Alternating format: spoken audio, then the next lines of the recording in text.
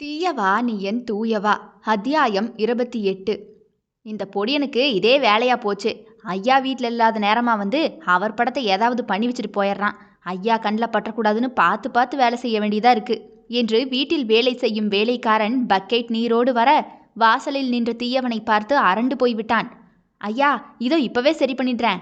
மகனை திட்டியதும் தன்னை left and right வாங்க போகிறான் என்று நினைத்து வேலைக்காரன் பதறிட அவனோ அமைதியாக போய் சோஃபாவில் அமர்ந்தான். வேலைக்காரன் ஆளுயர தீயவன் போட்டோவை கலட்டி சுத்தம் செய்ய ஆரம்பிக்க தீயவன் தன் முன்னால் கிடந்த நாளிதழ்களை புரட்ட ஆரம்பித்தான். அது அத்தனையிலுமே தீயவன் முதல்வரான புகைப்படங்கள் தான் முதல் பக்கத்தில் இருந்தது. ஆனால் அத்தனை புகைப்படமும் அவன் முகத்தை பேனாவில் கிறுக்கி கிழித்து என்று ஏதோ ஒன்று அவன் முகம் தெரியாமல் ஆத்திரத்தை யாரோ காட்டி வைத்திருக்க தீயவன் கழுத்தை தேய்த்து கொண்டே பல்லை நரநரத்தான். இத்தனை வருடமாக அரசியல் பதவியை பார்க்கவே அவனுக்கு நேரம் சரியாக இருக்கும். வீட்டை உற்று நோக்க அவனுக்கு விருப்பமும் இல்லை, தேவையும் இல்லை. இன்று எல்லாமே கண்ணில் பட்டு தொலைத்தது. வீட்டுக்குள்ள யார் வந்தா? யாரும் வரலைங்கய்யா. நான் இல்லாத நேரமா இந்த வீட்டுக்குள்ள யார் வர்றதுன்னு கேட்டேன். உங்க மகனை தவிர யாரும் வரமாட்டாங்கய்யா. மகனா? இதோ போனானே அந்த பொடியனா? ஆமாய்யா, அவர்தான் வந்து ஏதாவது செஞ்சு வச்சுட்டு போயிடுவார். இப்படி அவங்க அம்மா அடிச்சாலும் கேட்கறதில்ல, நாங்களும் எதுவும் சொல்ல முடியாதுல்ல என்று வேலைக்காரன் கையை பிசைய போ என்று கூறியவன் நியூஸ் பேப்பரை சிறிது நேரம் பார்த்து கொண்டிருந்தான். ஆத்திரத்தில் குத்தி குதறி அதை ஒரு வழியாக்கி போட்டிருந்தான் தீயவனின் புத்திரன் துவாரகன். அவன் கண்கள் தூக்கத்திற்கு கெஞ்ச தீயவன் தன் அறை உள்ளே போய் மாலையை தொங்க போட்டுவிட்டு படுக்கையில் படுத்தான். இவ்வளவு நேரம் தன் மீது அடித்த பன்னீர் நறுமணம் இப்போது இல்லை. ஏதோ சாணியை கரைத்து முகத்தில் வீசியது போல ஒரு புதிய காட்சி அவனை கண்ணை மூட விடாது சண்டித்தனம் பண்ண. என்னடா இது, சிஎம் ஆயிட்டேன், எல்லாமே நீ எனக்கு கீழே தான், இனிமே எனக்கு கவலையே இல்லை, தூங்க வேண்டிதானே, ஏன் தூக்க வரமாட்டேங்குது என்று படுக்கையில் தீயவன் எழும்பி அமர்ந்தான். சிறிது நேரமாக அப்படியே உருண்டு புரண்டு படுத்தும் பார்த்தான், முடியவில்லை. ஒருவேளை ஏசி காத்து இன்னைக்கு ஒத்துக்கலையோ என்று ஏசியை ஆஃப் பண்ணிவிட்டு தன் அறையில் இருந்த மிகப்பெரிய பின்கதவை திறக்க அம்மா அம்மா அடிக்காதீங்க அடிக்காதீங்க என்று ஒரு பாலகனின் சத்தம். உன்னை எத்தனை தடவை தான் சொல்றதுனா அந்த வீட்டு பக்கம் போகாதன்னு? மானங்கிட்டு போய் அந்த வீட்டு பக்கம் போவியாடா என்று துளசியின் சத்தம் தொடர்ந்து வர காற்று வாங்க வந்த தீயவன் மெல்ல கீழே எட்டி பார்க்க அங்கே பின்னால் இருந்த லைன் வீடுகளில் ஒரு வீட்டில் துவாரகன் அடி வாங்கி கொண்டிருக்க துளசி அவனை பின்பக்கத்தில் 4 அடி சப்பு சப்பென்று போட்டவள், இனிமே நீ அந்த பக்கம் போன காலை உடச்சு போடுவது வா. ஏண்டி துளசி, சின்ன பிள்ளைக்கு என்ன தெரியும், ஏன் போட்டு இப்படி அடிக்கிற? உங்களை சொல்லணும் அத்தாச்சி, உங்களை யார் அவர் தான் இவனுக்கு அப்பான்னு சொல்லி கொடுக்க சொன்னது? அதனால தான் இவன் இந்த வேலையெல்லாம் பார்த்துட்டு திரியிறான். நான் என்னடி செய்ய, ஸ்கூலுக்கு போனவன் எல்லாருக்கும் அப்பா இருக்கு, எனக்கு அப்பா இருக்கா பாட்டின்னு கேட்டான். தோட்டத்துக்காரன் தான் இதோ போறாரு இல்ல, இவரு தான் உன் அப்பான்னு சொல்லி கொடுத்துட்டான். இதுவா பாட்டி எனக்கு அப்பான்னு கேட்டான்? ஆமாடா, நான் பெத்த புண்ணியவா, அவன் தான் உன் அப்பான்னு சொல்லிட்டேன். அதுக்கு பிறகு வந்த வென, அன்னைக்கு அவன் அப்படி எப்படி நின்னானோ அதே போல இவன் நிற்கிறான். அவனை கண்டாலே இவனுக்கு ஆக மாட்டேங்குது. அவன் தலை வெளியே போனதும் இவன் போய் எதையாவது செஞ்சு வச்சுட்டு வந்துடுறான். வீட்டுக்குள்ளே வேலை செய்கிறவங்க ஐயாவுக்கு தெரிஞ்சா எங்களை தொலைச்சி போடுவாரு, கொஞ்சம் கவனமாக பார்த்துக்கோங்கன்னு சொல்லித்தான் பார்க்குறாங்க. நானும் எவ்வளவுதான் உன் மகனை பிடிச்சு வச்சாலும் எதையாவது போய் செஞ்சுட்டு வந்தாதான் அவன் நிம்மதியாக இருக்கான். நான் என்னடி பண்ணுறது? உன் புள்ள உன் புருஷன் மாதிரியே தான் இருக்கான்.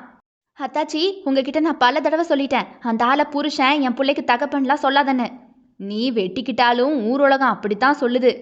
யாரும் சொல்லட்டும், நீ சொல்லாததுவா. புக் எடுத்துட்டு வாடா, படிக்கலாம். சிறிது சிறிதாக மாமியாரிடம் துளசியும் பாடங்கள் கற்றுக்கொண்டு இப்போது ஓரளவுக்கு வாசிக்கும் அளவுக்கு தேறிவிட்டாள். மகன் அவன் சைஸ் புத்தக கூடையை இழுத்து கொண்டு வந்து திண்ணையில் உட்கார அவன் அருகே துளசியும் உட்கார்ந்தாள். இதையெல்லாம் மேலிருந்து தீயவன் பார்த்து கொண்டுதான் இருந்தான். இவ்வளவு நாளும் அவன் இலக்கை நோக்கி தீராத ஓட்டம் ஓடி இன்று அந்த இலக்கை அடைந்து விட்டான். ஓடிக்கொண்டே இருந்தவனுக்கு இன்றுதான் ஓய்வு வந்த மாதிரி உணர்வு. அவன் தேடி ஓடிய உலகம் இப்போது கையில், தன்னை சுற்றி உள்ள உலகை இப்போதுதான் கண்ணை திறந்து தீயவன் பார்க்கிறான். இன்னைக்கு என்ன எழுதுனதுவா? தெரியாது என்ற துவாரகன் முகத்தை திருப்பினான்.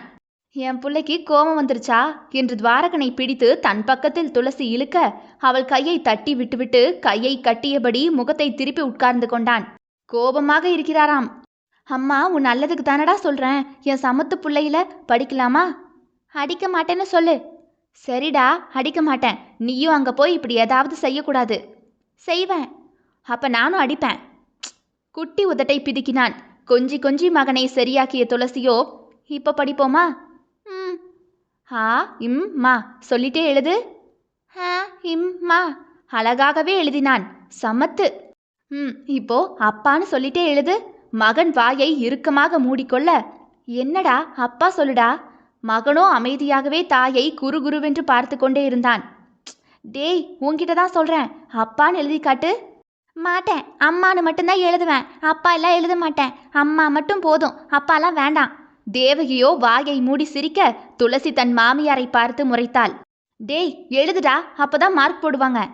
அப்பான்னு எழுத மாட்டேன், முட்டை மார்க் போடட்டும், எனக்கு அந்த ஆளை பிடிக்காது என்று ஸ்லேட்டை தூக்கி தெருவில் வீசிவிட்டு துவாரகன் ஓடிவிட்டான்.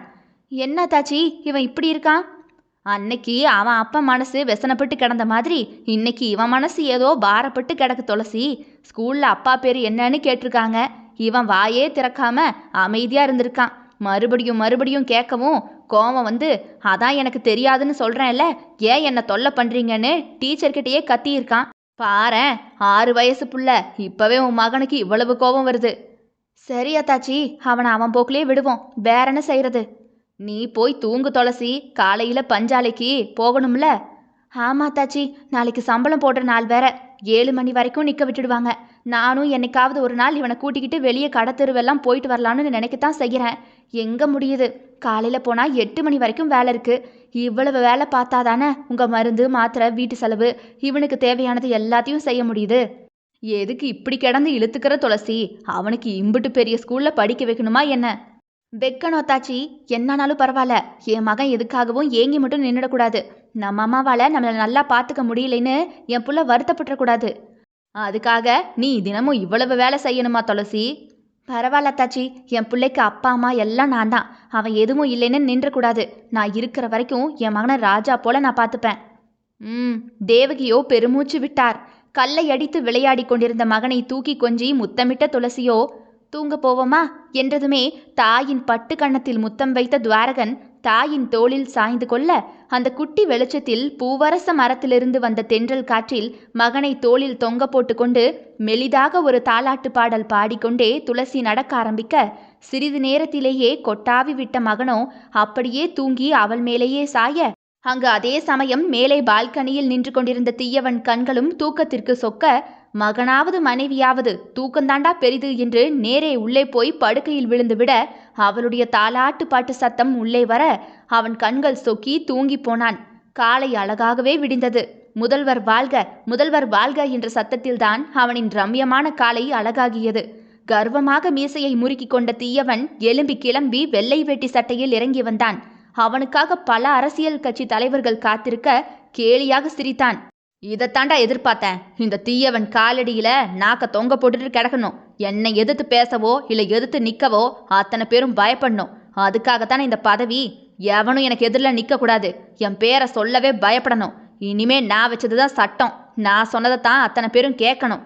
இனிமே என்னை எவனும் ஒரு வார்த்தை பேச முடியாது. நான் நினச்சதை சாதிச்சிட்டேன்டா. நான் வெறும் தீயவன் இல்லடா, முதல்வர் தீயவன். தனக்குத்தானே பெருமைப்பட்டு கொண்டான் அவன். சந்தன மாலையும் பணநோட்டு மாலையும் என்று அவன் கழுத்தை அலங்கரிக்க, அத்தனை பேருடன் பேசிக்கொண்டே வெளியே வந்தவன் தன் கருப்பு நிற விலை உயர்ந்த காரில் ஏறப்போக, சுளீர் என்ற சத்தத்தோடு அவன் காரில் பின் கண்ணாடி உடைந்து விழுந்தது. தீயவன் சட்டென கல் வந்த திசையை நோக்கி எட்டி பார்க்க, ஒரு குட்டி உருவம் குடுகுடுவென்று பின்னால் ஓடி மறைந்தது. உடனே பாதுகாவலர்கள் ஓடி வந்து தீயவனை மறைத்து கொண்டு, யாருன்னு போய் பாருங்க என்று பிஏ பாதுகாவலரை பார்க்க சொல்ல, அது ஐயாவோட மகன்தான் என்று தோட்டக்காரர் சொல்லவுமே பாதுகாவலர்கள் தீயவனை பார்க்க, விடுவிடு என்பது போல கையாட்டியவனோ இன்னொரு கார் வந்து அவன் முன்னால் நிற்கவும் அதில் ஏற போனவன் தலையை திருப்பி பார்க்க, மதிலுக்கு ஒதுக்கு புறத்திலிருந்து ஒரு தலை வந்து அவனை எட்டி பார்த்தது. இவன் அந்த பக்கத்தை திரும்பி பார்த்ததுமே சட்டென துவாரகன் தன் தலையை உள்ளே இழுத்து கொள்ள, தோலை உலுக்கி காரில் ஏறி அமர்ந்தான் தீயவன். எத்தனை நாளா கண்ணாடி உடைக்கிற வேலை நடக்குது என்று தீயவன் டிரைவரிடம் போனை பார்த்து கொண்டே கேட்க, வாரத்தில் 3 நாள் ஏதாவது ஒரு கார் கண்ணாடியாக உடச்சிருவான் ஐயா. உங்களுக்கு தெரியாமல் நாங்கள் தான் சரி பண்ணிடுவோம். கார் கண்ணாடியை மட்டும்தானா? அது உங்ககிட்ட தான் கேட்குறேன். கார் கண்ணாடி மட்டும்தானா என்று அரட்டலாகவே கேட்க, இல்லைங்க ஐயா, உங்கள் ரூம் ஜன்னல் கதவு, கண்ணாடி கதவு, நீங்கள் யூஸ் பண்ணுற பொருட்கள் எல்லாத்தையுமே ஏதாவது செஞ்சு வச்சுட்டு போயிடுவான். எங்களால் அவனை ஒன்றுமே சொல்ல முடியாது. இனிமே கொஞ்சம் பத்திரமா பார்த்துக்குறோம்.